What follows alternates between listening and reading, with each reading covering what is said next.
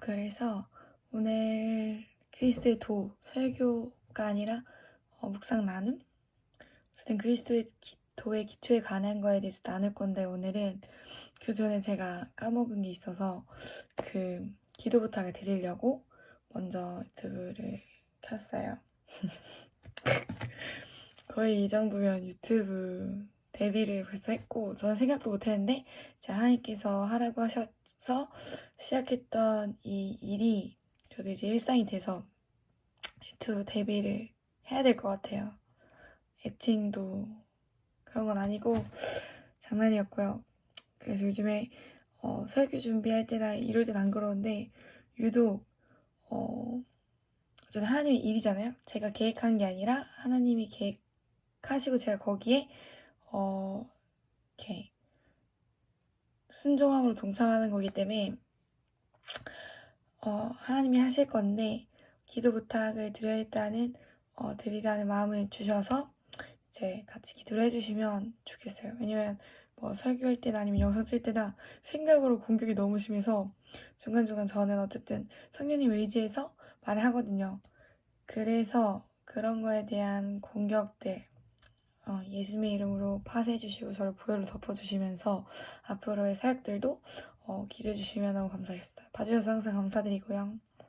네, 시작하겠습니다. 네, 오늘은 그리스도의 도에 대한 기초의 도리, 그리스도의 도에 대한 내용을 할 건데요. 이제 오늘은 저번에 약속한 대로 히브리서 4장 말씀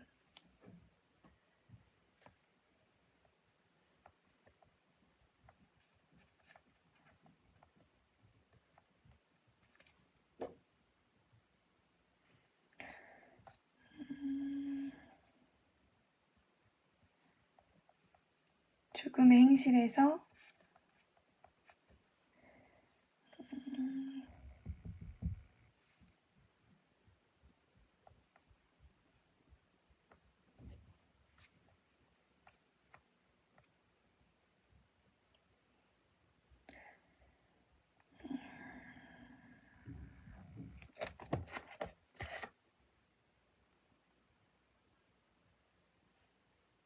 히브리서 6장 2절 말씀, 이 말씀을 하기로 약속을 했었는데 한번 읽어드릴게요. 히브리서 6장 1절에서 2절. 그러므로 우리가 그리스도의 도의 추구를 버리고 죽은 행실을 회개함과 하나님에 대한 신앙과 세례들과 안수와 죽은 자의 부활과 영원한 심판에 관한 교훈의 터를 다시 닫지 말고 완전한 대로 나아갈지니라. 그래서 이 말씀을 하기로 약속을 했었는데 이 말씀의 의미를 보면 그리스도의 도의 초보를 버리고 죽은 행실을 회개함과 하나님께 대한 신앙과 세례들과 안수와 죽은 자의 부활과 영원한 심판에 관한 교훈의 터를 다시 닫지 말고 이렇게 이렇게 얘기를 합니다.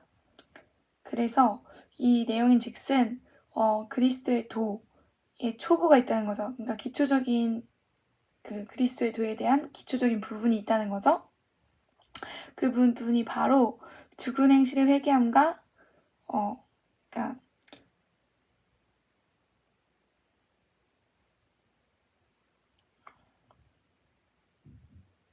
제가 읽어드린 내용인 그 부분.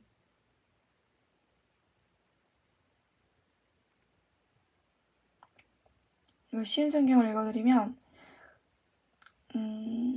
죽음에 이르게 하는 행위에서 막 돌아서서 회개하던 때이며 하나님에 대한 신앙의 기초를 닦던 때였습니다. 하면서 그 내용이 기초가 세례와 안수와 죽은 자의 부활과 영원한 심판에 관한 기초를 다시 닦지 마십시오.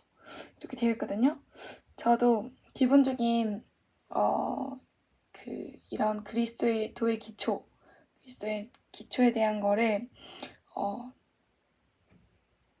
이해는 하고 있는데 이 말씀 훈련을 통해서 말씀 연구를 통해서 말씀의 칼을 갈아야 될 것 같아요.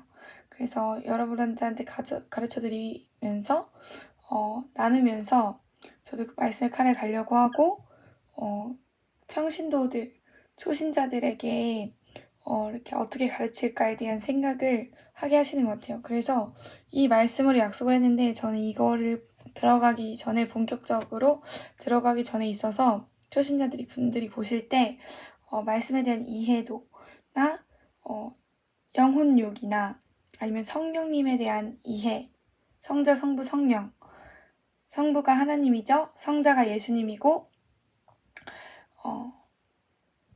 그리고 성령님이 성령님이신데 이거에 대한 이해를 좀 돕기 위해서 오늘은 성령님의 역할이 무엇인가에 대해서 현 시대는 성령님이 이 땅에 오셨는데 보혜사로 오셨는데 어떠한 역할을 하시는지에 대한 이해를 돕기 위해서 성령님의 역할에 대해서 나누도록 하겠습니다. 그래서 제가 말씀을 연구하는 과정과도 연관돼서 제가 어떻게 성령님께 그 가르침을 받는지에 대한 그 이해도가 바탕이 되셔야 어쨌든 제 얘기를 들으시는 분들이 신뢰를 하실 수 있지 않을까. 저는 제 말을 다 치하라고 하는 것이 아니라 저도 주석 성경을 보고 공신력 있는 말들을 다 보면서 제가 먼저 묵상한 뒤에 확인을 하거든요. 그래서 그런 것과 이렇게 관련돼서 오늘 주석 성경에 대한 내용도 많이 나오고 주성적인 내용도 많이 나오고 그러니까 제가 준비를 했습니다. 그래서 한번 보도록 하겠습니다. 오늘은 이제 제가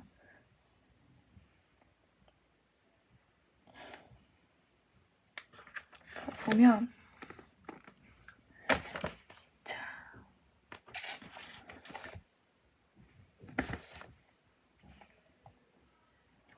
이제 오늘 앞서 들어가기 앞서서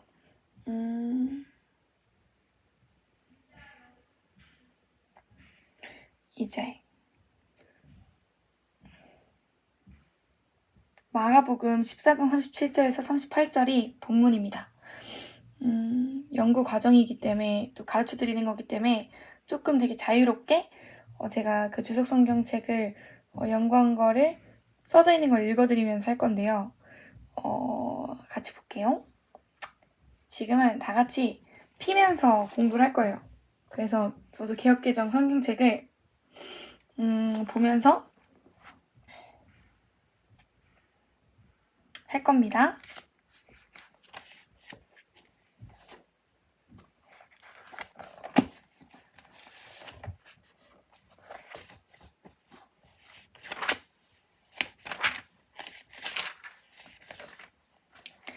마가복음 14장 37절에서 38절 읽어드리도록 하겠습니다. 돌아오사 제자들이 자는 것을 보시고 베드로에게 말씀하시되 시몬아 자느냐? 내가 1시간도 깨어있을 수 없더냐? 시험에 들지 않게 깨어있어 기도하라.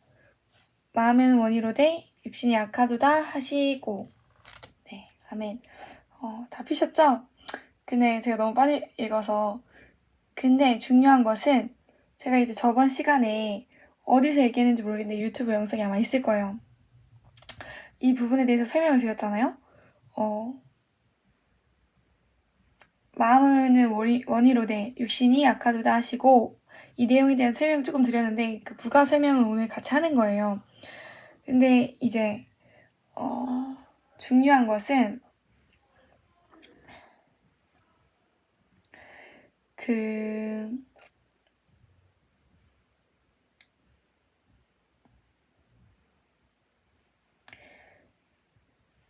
자, 한번 보겠습니다.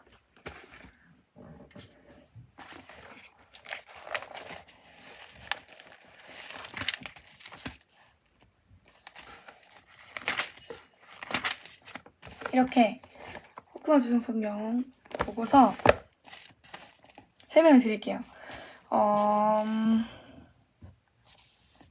제가 특별히 원어를 한번 읽어를 드릴게요. 마가복음 14장 37절 38절 마음에는 원이로되 육신이 약하도다 이 원어를 보면 마음으로 번역된 헬라어 푸뉴마는 영으로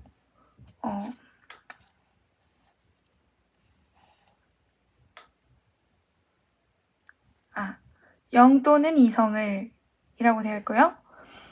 육신, 시륵스, 사륵스는 문자 그대로 인간의 육체를 뜻한다.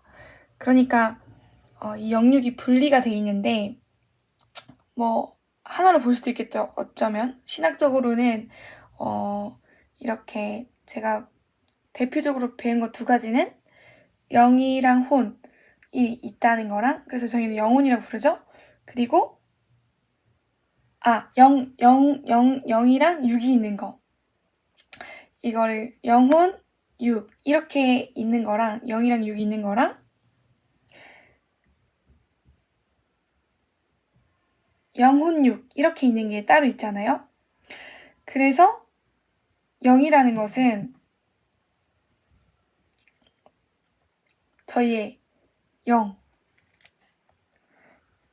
그거를 말하는 거고, 여러분들이 다 알고 있는, 그리고 혼은 사람의 몸 안에서 뭔가 정신을 다스린다는 비물질적인 것.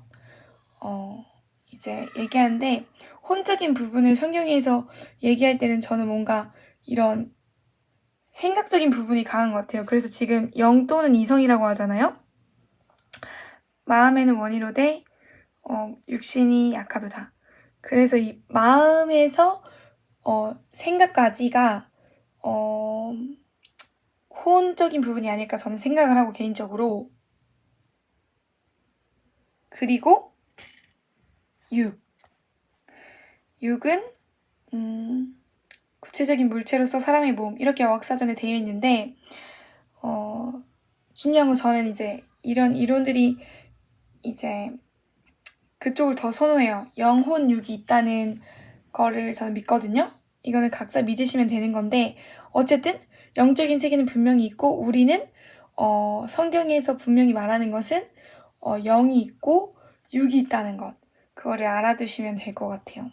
그래서 우리의 마음이나 연관된 거나 혼적인 부분이나 어디서 어디까지 우리가 어떻게 만들어졌는지는 자세히 알 수 없겠지만 저는 영혼 육이 있다고 믿고, 혼적인 부분, 뭐 이성적인 부분, 아니면 영적인, 영혼이 말하는 기도 막 이런 거 있잖아요. 아니면 육신, 이렇게 다 저는 3개가 따로 있다고 믿고, 또 다른 이론으로는 영혼, 이렇게 육, 몸 따로 있다, 이렇게 믿는 분들도 있고, 또 더 각각 많은 설들이 있겠죠. 신학 이론들이 있는데 저는 이렇게 믿고 있다는 점을 좀 감안하시고 제가 이렇게 연구를 했습니다. 그래서 그건 각자가 취하시고 더 연구하시면 될 것 같고요. 그래서 예수님 처음 믿으시는 초신자분들은 영이 뭐지? 육이 뭐지? 이렇게 생각을 하실 거예요. 그러니까 육은 간단히 말하면 이런 이렇게 저희가 보이는 것들, 흙으로 만들었다고 돼 있잖아요. 그리고 창세기 처음에 읽어보시면 하나님께서 생기를 코에 불어넣으셨다고 하시잖아요. 그게 이제 영을 이렇게 만드신 거죠. 저희 안에 생기를 불어넣으신 거죠. 그러니까 육은 보이는 어떤 이렇게 만들어진 그런 보이는 것들을 말하고, 육적인 것들을 먹고 마시고 이렇게 장가가고 싶가고 이런 일들이 다 육적인 일들이잖아요. 어쨌든 보면. 그리고 영적인 것, 영은 하나님이 만드신 우리의 고유한 그런 하나님을 닮은 형상으로서의 모습이죠. 우리 안에 있는 보이지 않는 것이죠, 영은. 그래서 그런 것으로 이해를 하시면 될 것 같고, 영적인 세계가 있다는 점. 그래서 영적인 게 또 뭐가 있냐면, 하나님도 영적인, 보이지 않는 분이시죠. 그리고 그러니까 영적인 것으로 이렇게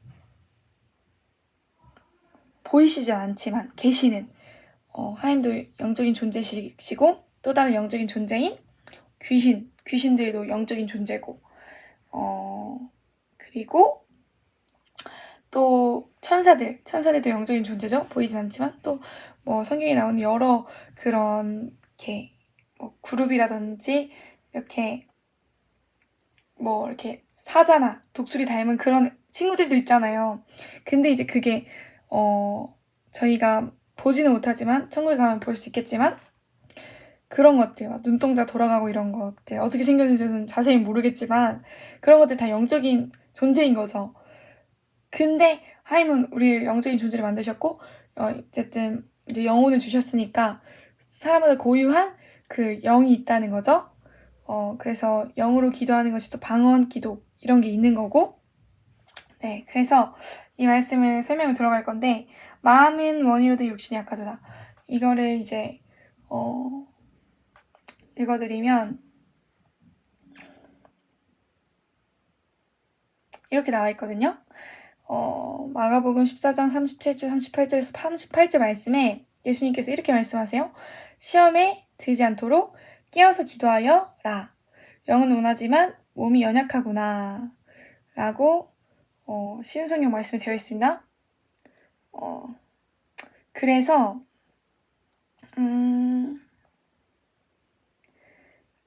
영은 원하지만 몸이 연약하구나.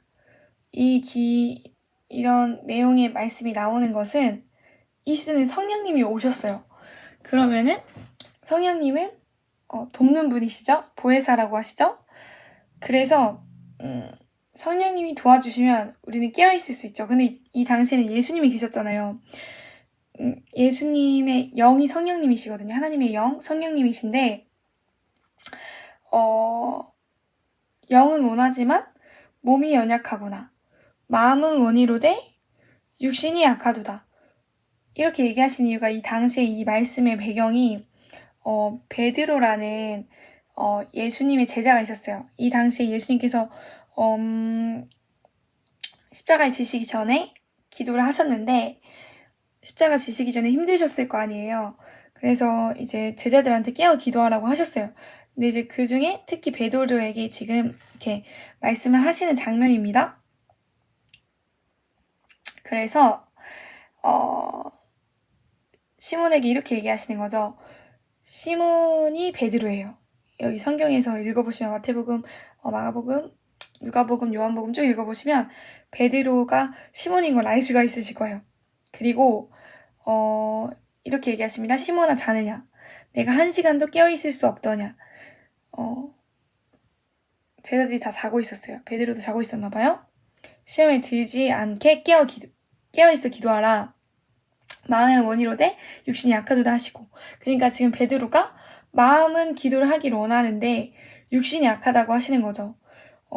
근데 왜 성령님이 오신 이 시대에는 이 말이 적용되지 않느냐. 이제 지혜로운 처녀 비유를 보면 기름을 준비해야 되잖아요. 처녀들이. 우린 다 어쨌든 영적으로 그걸 보면은 그렇게 그 말씀을 영적으로 받아들여서 우리도 그 영으로서 다시 오실 예수님을 기다려야 되는 신부들인데, 근데 그 말씀인 즉슨 우리가 기름을 준비해야 된다는 거죠. 그러니까 기름을 준비하는 것은 깨어있는다는 거죠. 순종해야 된다는 거죠. 근데 기도를 하면은 이제 깨어있는 거라고 말씀을 하시는 것 같아요. 이 말씀의 맥락을 보니까 마가복음 14장 37절에서 38절에서 제가 다 맞는 건 아니실 수 있겠지만 저는 그냥 나누는 거니까 제가 아는 것을, 그래서 각자가 이렇게 아시는 걸 취하시는 건데 또 성령님이 가르쳐 주시니까 각자에게. 저는 어쨌든 신학을 배웠으니까 신학에서 건강한 부분들은 다 취하고 일반적인 공통적인 그런 신학 교리들을 알고 있잖아요. 그러니까 이제 좀 더 건강한 기초 위에서 할 수 있다고 보는 건데, 또 제가 틀린 부분도 있겠죠. 각자의 의견이 다를 수 있으니까, 신학자들도. 그래서 이제 저는 꿈이 신학자인데 뭐 공신적인 어떤 교수가 되진 않더라도 학자, 에스라 같은 학자가 되는 게 제 꿈이거든요. 그래서 그냥 참고만 하시고 제 얘기는 어쨌든 가르쳐 드리는 겁니다. 제가 아는 선에서. 그래서 이 말씀이 마음의 원이라도 육신이 약하도다 하시는 건데, 성령님이 이 땅에 오셨잖아요. 그러면 내 영혼에 또 내 몸에 함께 하셔서 도와주시는 거예요. 진리 가운데로 인도해 주시는 거예요. 그리고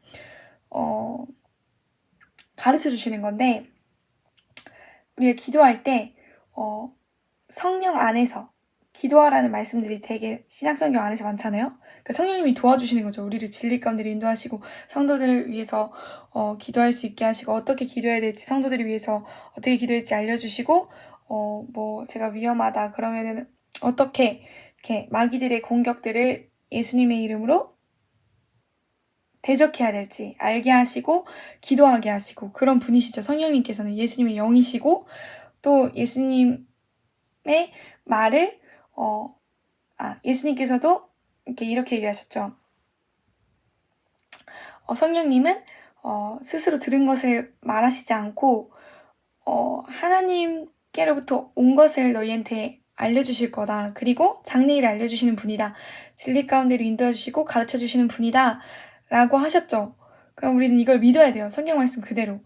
근데 중요한 것은 이 말씀과 연관돼서 로마서 7장 19절에도 바울이 이렇게 얘기해요. 이 시대는 성령님이 오신 시대임에도 불구하고 바울이 이렇게 얘기합니다. 어떻게 얘기하냐면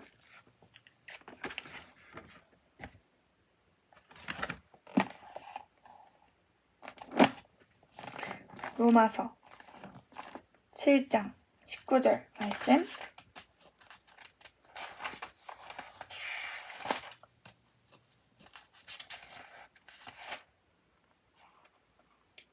네, 읽겠습니다. 나는 내가 원하는 선한 일은 행하지 않고 도리어 내가 원하지 않는 악한 일을 행하고 있습니다. 라고 나와 있어요. 이렇게 나와 있는데 여기서 이 쭉 로마서 말씀에 써져 있거든요. 되게 중요한 말씀이잖아요. 이 말씀이 생명과 성령의 범에 대한 내용이 이제 8장이 나오고 여기서는 이제 바울이 자기의 이제 일에 대해서 얘기를 합니다. 자기가 어떻게 그러니까 이 말씀과 연관돼서 자기의 얘기도 같이 하는 거죠. 근데 나는 내가 원하는 일은 선한 일을 행하지 않고 도리어 내가 원하지 않는 악한 일을 행하고 있습니다. 라고 말해요. 근데 이게 관련해서 어쨌든 그럼 사람의 모든 마음들이 이렇다는 걸 바울이 이제 얘기하기 위해서 자기의 얘기를 하는 거잖아요. 근데 이제 이어서 보면은 바울이 얘기하는 게 만일 내가 행하고 싶어하지 않은 일을 행하고 있다면 그것을 행하는 자는 더 이상 내가 아니라 내 속에 살고 있는 죄임이다 이렇게 얘기를 합니다. 또 이어서 쭉쭉쭉 보면 그러니까 이 두 가지가 있대요. 바울은 하나는 선한 일을 행하기 원하는 나 있고 속사람이죠. 그리고 악한 일을 행하려고 하는 그런 내가 있는데 이 두 가지가 싸운다는 거죠. 그래서 여기서 뭐라고 설명하냐면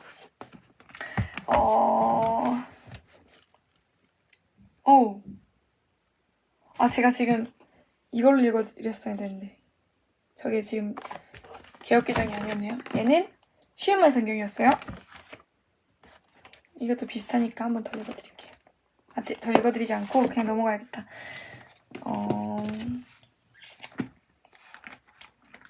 그냥 설명을 해드릴게요. 시간이 없으니까 로마서 7장 19절 그니까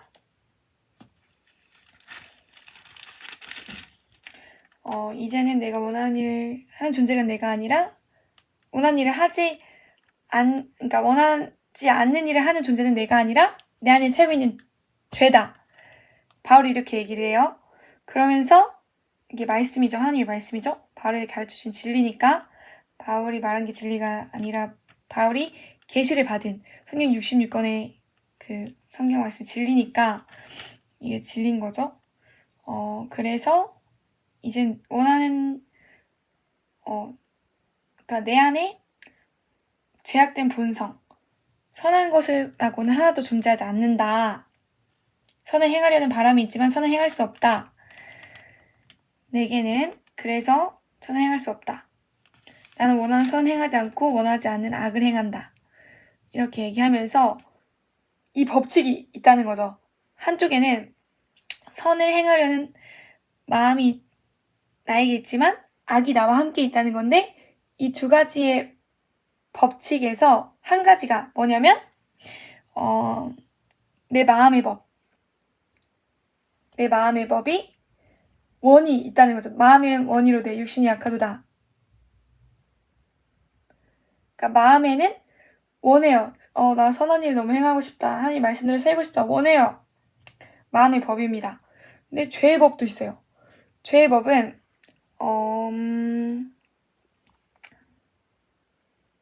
죄를 행하려는 마음이죠.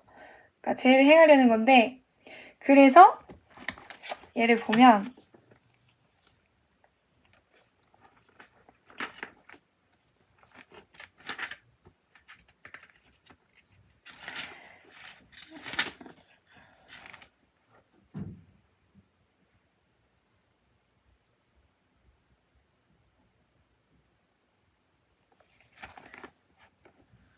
죄의 법과 마음의 법이 있어서 내 자신이 마음으로는 하나님의 법을, 육신으로는 죄의 법을 섬긴다고 해요. 그러니까 마음에는 원이로되 육신은 약하도다, 이런 식으로 얘기를 하는 거죠. 그래서 결국에 바울의 결론이 뭐냐면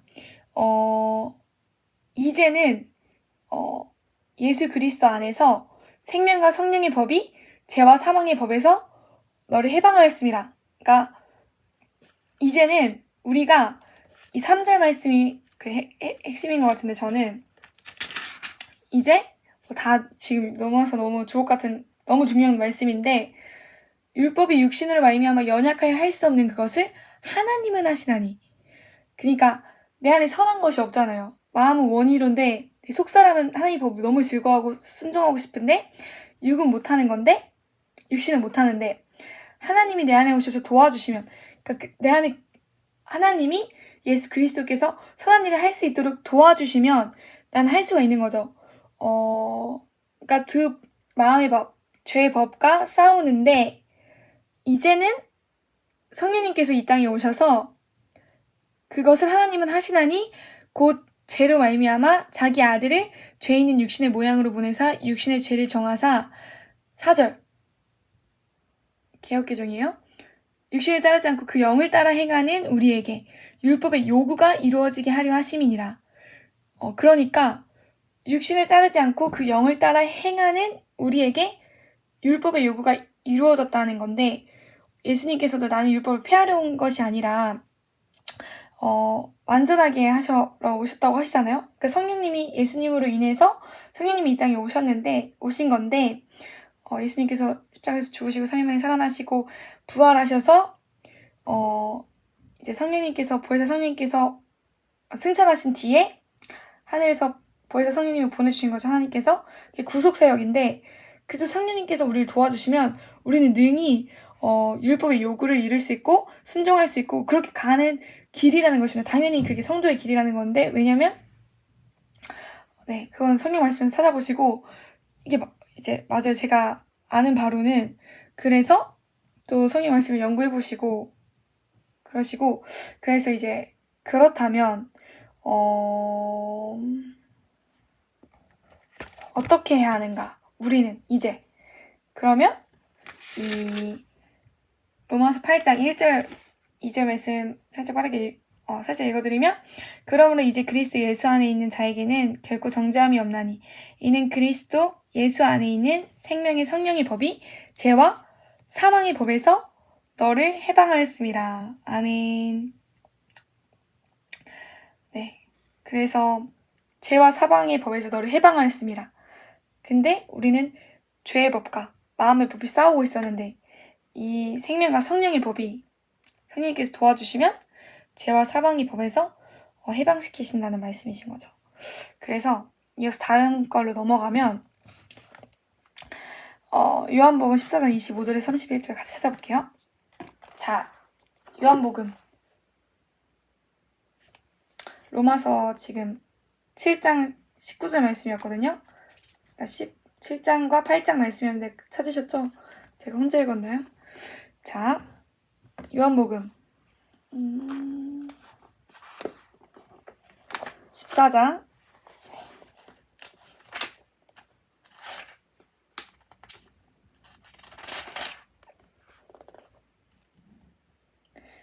28절만 읽으면 될 것 같아요.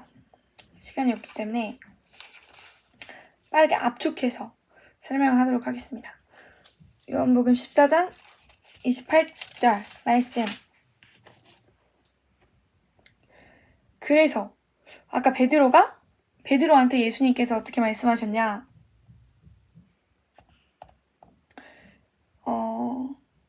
다 읽을게요. 개역개정으로. 이건 그냥 제가 읽어드릴게요. 얘는 같이 읽고 요한복음 14장 말씀 28절은 같이 읽을 건데 마가복음 14장 37절에 38절은 제가 빠르게 읽어드릴게요. 돌아오사 제자들이 자는 것을 보시고 베드로에게 말씀하시되 시몬아 자느냐? 내가 1시간도 깨어있을 수 없더냐? 그러니까 깨어있어야 구원을 받는 거죠. 저희 성도들은. 왜냐면 예수님께서 다시 오실 때 깨어있는 성도만이, 기름을 준비한 성도만이, 성령님과 함께한 성도만이 깨어있어서 신랑을 맞이할 수 있기 때문에 영적으로 심판대 앞에 섰을 때도 마찬가지겠죠. 그러니까 그 재림의 시대가 아직 오지 않았고 내가 죽을 때 재림이 아직 이루어지지 않았더라도 우리 심판대 앞에 섰을 때 다 이렇게 우리가 선악간에 행한 일을 하나님께서 다 은밀히 행한 일이더라도 다 심판하시고 우리가 한 말을 다 직보한다고 했는데 하나님 앞에서 그러니까 숨길 수가 없죠. 그러면 내가 정말 깨어있었는지 안 깨어있었는지에 대한 그런 얘기들도 내가 거짓말 하나도 못하고 하나님 앞에서 직고할 거기 때문에 얘기를 할 거기 때문에 우리는 변명할 수 없겠죠. 내가 깨어있지 못한 거에 대한 말씀 읽지 않고 기도하지 않은 거에 대한 변명을 할 수 없겠죠. 38절 시험에 들지 않게 깨어있어 기도하라. 마음에는 원이로되 육신이 약하도다 하시고. 그래서 우리가 말씀이 있더라도 지식적으로 이성적으로 알고 있더라도 이 말씀을 적용하려면 내 삶의 실생활에서 순종하려면 무조건 성령님의 도움이 필요해요. 그래서 시험에 들지 않게 깨어 기도하라고 하시잖아요. 그러니까 시험에 들지 않으려면 깨어 기도해야 되는 거예요. 그래서 제가 이 말씀과 함께 지금 같이 찾은 요한복음 14장 28절 말씀을 읽어드릴 건데요. 같이 읽을 건데요. 같이 읽어보도록 하겠습니다. 시작! 내가 갔다가 너희에게로 온다 하는 말을 너희가 들었나니 나를 사랑하였더라면 내가 아버지께로 감을 기뻐하였으리라. 아버지는 나보다 크심이라. 이렇게 되어 있어요. 그러니까 제자들은 슬퍼요. 지금 예수님이 십자가에서 달리시고 죽으시고 3일 만에 살아나시고 부활하시고 승천하시는 그 사건이 슬픈 거예요. 왜냐면 마음에 근심하는 게 나는 뭔가 예수님 믿어서 승승장구하고 그러니까 인간적인 방식으로 내가 뭔가 이렇게 될 줄 알았고 그랬는데 예수님이 정치적 메시아가 아니라 메시아라는 것은 이제 구원자라는 뜻으로 저는 알고 있는데 어학사전에 정확하게 찾아보면 어학사전 말고 라이프 성경사전을 봐야겠다. 기름 부음 받은 자. 맞아요. 기름 부음 받은 자인데 그리스도로 표현되죠. 그래서 쭉 읽어드리면 메시아는 기름 부음 받은 자라는 뜻. 헬라어로는 그리스도로 표현된다. 이는 원래 인명이 아니라 직명이었다. 즉 구약시대에는 하나님이 선한 뜻을 수행할 수 있도록 하나님이 친히 선택하시고 기름 부어 구별하여 세운 자들, 곧 제사장과 선지자, 왕에게 적용된 용어였다.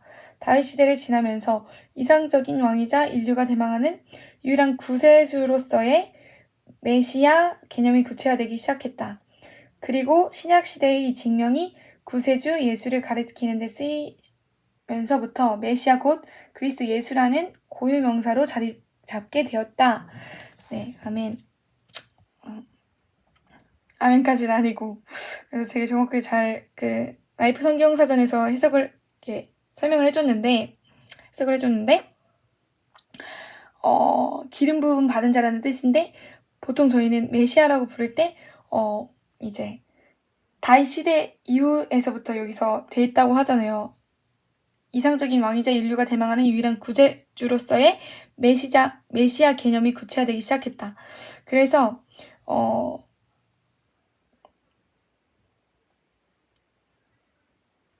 이걸 보면은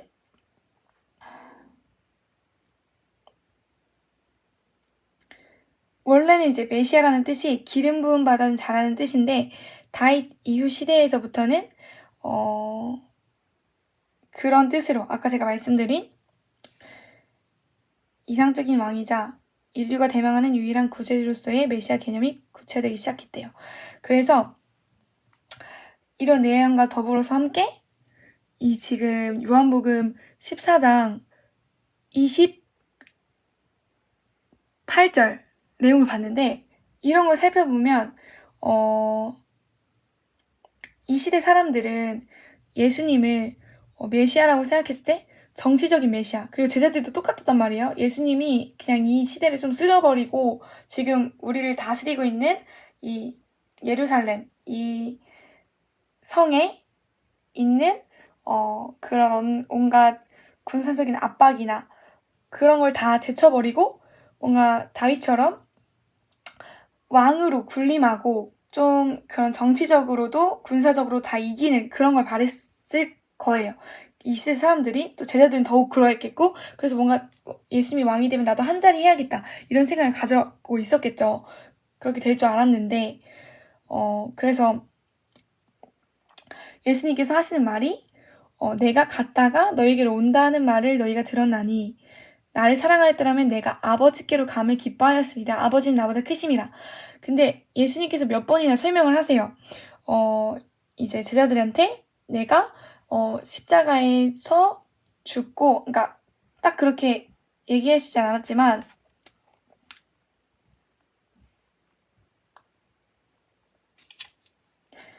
마가복음 8장 31절도 그렇고 마태복음 16장 21절에도 그렇고 누가복음 9장 22절에 듣고 그렇고 말씀은 되게 많은데 예수님께서 하신 말씀 마가복음 8장 31장 한번 읽어드릴게요. 이렇게 보면은 인자가 많은 고난을 받고 장로들과 대제사장들과 서기관들에게 버림받아 내어 죽임을 당하고 사흘 만에 살아나야 할 것을 비로소 그들에게 가르치시되 그러니까 이제 제자들은 깜짝 놀라죠. 근데 이제 아직 제자들이 이해를 잘 못하죠. 그래서 다른 말씀 구절도 보면은 요한복음 16장 한번 볼까요? 이거 표문대에서 옆에 있는, 바로 옆에 있네요. 저도 지금 여기 읽었었는데 여기 지금 16장 5절에서 15절 한번 읽어볼게요. 지금 내가 나를 보내신 이에게로 가는데 너희 중에서 나더러 어디로 가는지 묻는 자가 없고, 다 같이 읽어볼까요? 도리어 내가 이 말을 함으로 너희 마음에 근심이 가득하였도다. 그러나 내가 너희에게 실상을 말하노니 내가 떠나가는 것이 너희에게 유익이라. 내가 떠나가지 아니하면 보혜사가 너희에게로 오시지 아니할 것이요 가면 내가 그를 너희에게로 보내리니 그가 와서 죄에 대하여 의에 대하여 신변에 대하여 세상을 책망하시리라.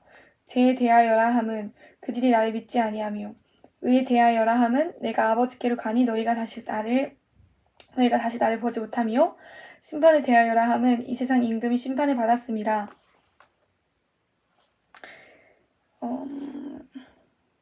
네, 이제 12절, 이제 15절까지. 내가 아직도 너에게 이를 것이 많으나 지금은 너희가 감당하지 못하리라.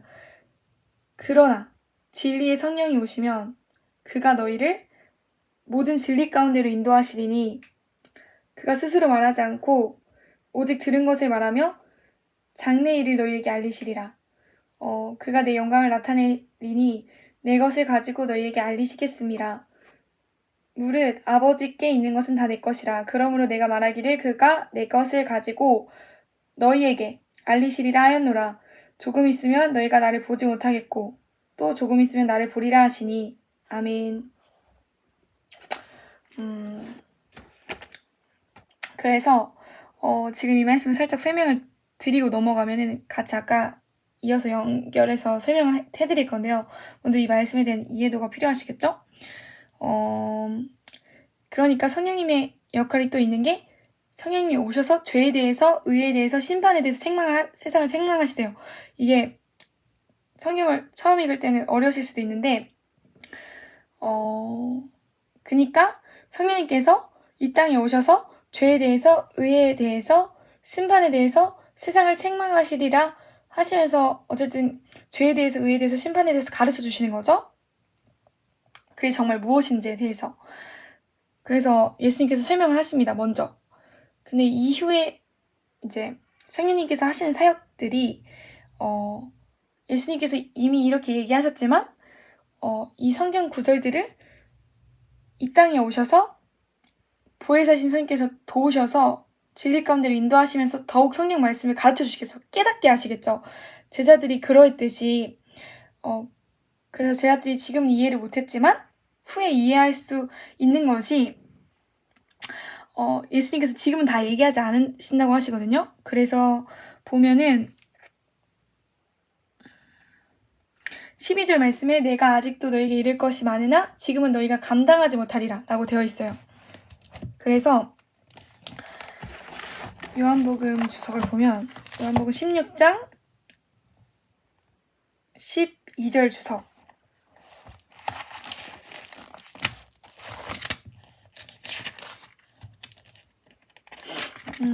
이렇게 있습니다. 이렇게 요한복음 16장 주석을 보면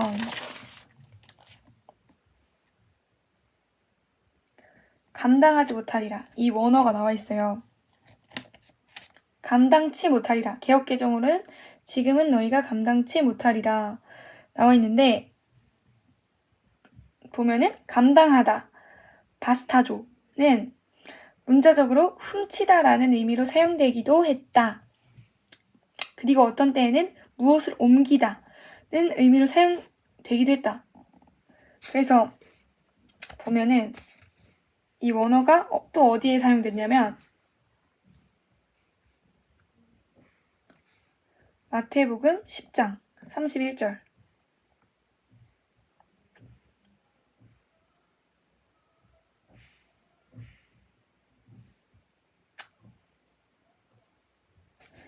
네, 요거랑 지금 프리세트 성경에도 보면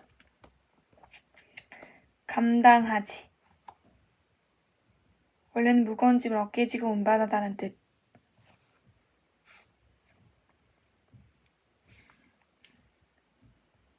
요한복음 10장 31절이네요. 요한복음 10장 32절에 1절에 네, 무엇을 옮기다.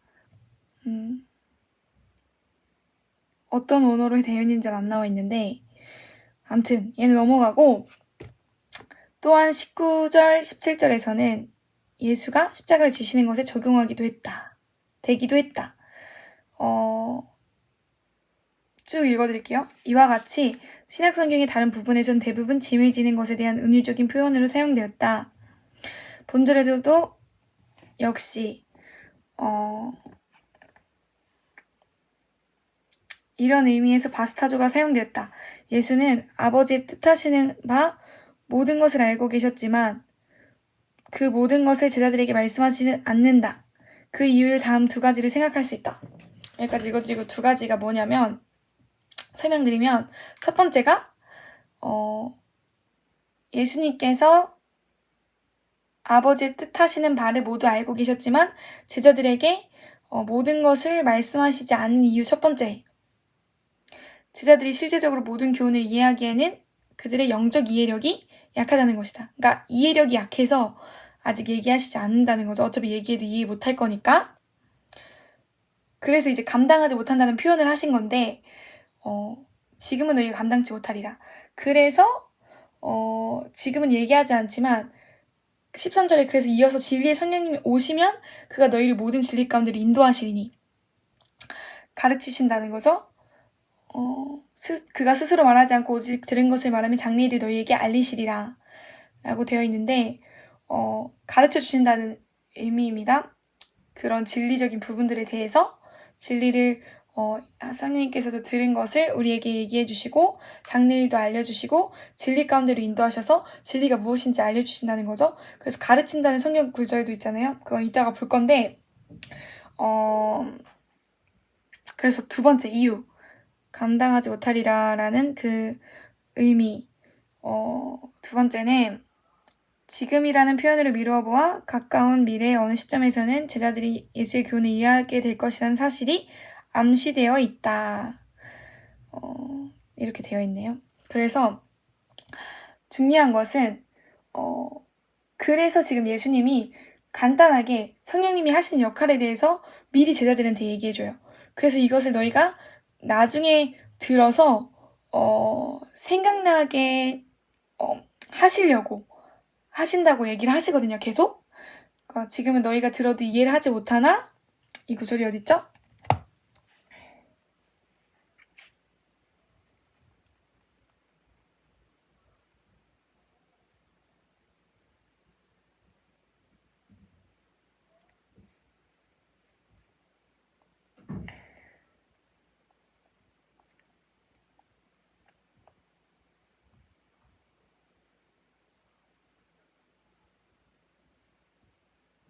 네, 아무튼 여기 있는데 다시 보면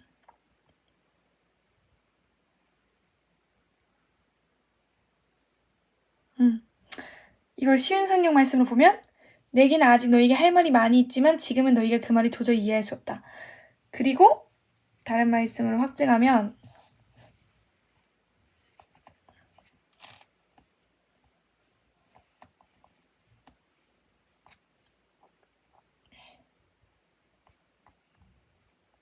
찾아보고 있습니다. 지금 이렇게 보면은 어디 있냐면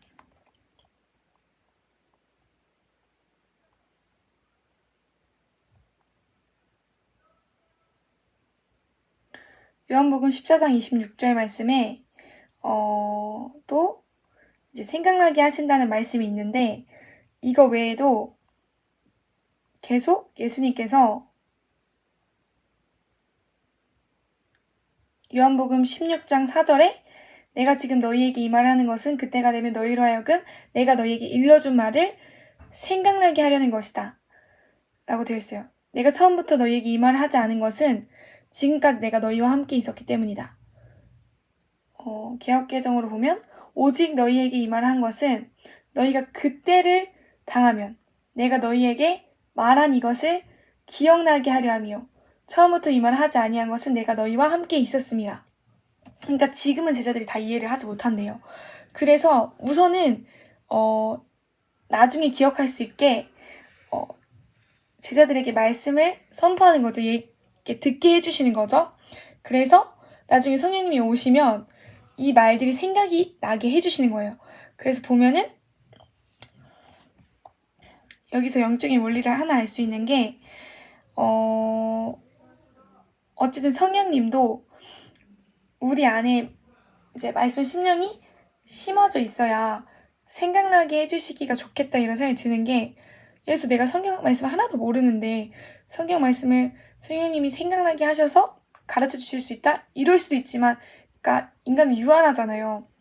근데 뭐 어떤 분들은 이렇게 진짜 성경 말씀을 몰랐는데 생각나게 하실 수 있다고 생각합니다. 근데 보편적으로 내가 말씀을 많이 읽지 않는데도 성령님한테 가르침 받을 자세가 어쨌든 성경 말씀을 많이 읽어 놓아야만 성령님이 가르쳐 주시기 편하시겠죠. 그래서 우리는 인간이고 인간의 생각이 있고 생각을 통해서 역사하신다면 그 내 생각 안에서도 말씀 구절들이 어쨌든 있어야 되기 때문에 그래서 지식적인 부분도 중요하겠죠. 그래서 요한복음 14장 어쨌든 말씀의 능력이 제일 중요하고 순종하는 것이 제일 중요하지만 그런 지식적인 부분이 있었을 때 성령님께서 내가 아직은 이해하지 못하더라도 이렇게 말씀을 생각 많이 쌓아놓고 심령에 많이 쌓아놓는다면 나중에라도 가르쳐 주실 것이기 때문에 내가 진리를 사모하고 진리를 기다린다면 그래서 요한복음 14장에 26절 보혜사 곧 아버지께서 내 이름으로 보내실 성령 그가 너희에게 모든 것을 가르치고 내가 너희에게 말한 모든 것을 생각나게 하리라 라고 되어 있어요. 그래서 지금 이제 다시 본문 말씀인 요한복음 16장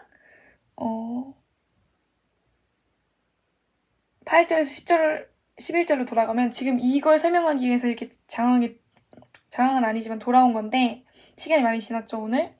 그래서 얘를 보면은 성령님께서 죄에 대하여 의에 대해서 심판에 대해서 세상을 책망하시리라.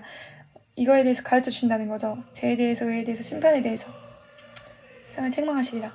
그래서 지금 기숙사에서 노래가 나와서 우선은 그리스도의 도에 대한 그 기초를 닫기 전에 성령님의 역할, 영혼육 오늘 배웠는데 이 부분에 대해서 1부, 2부로 나눠야 될 것 같아요. 이 부분을 다시 설명을 해야 될 것 같아요.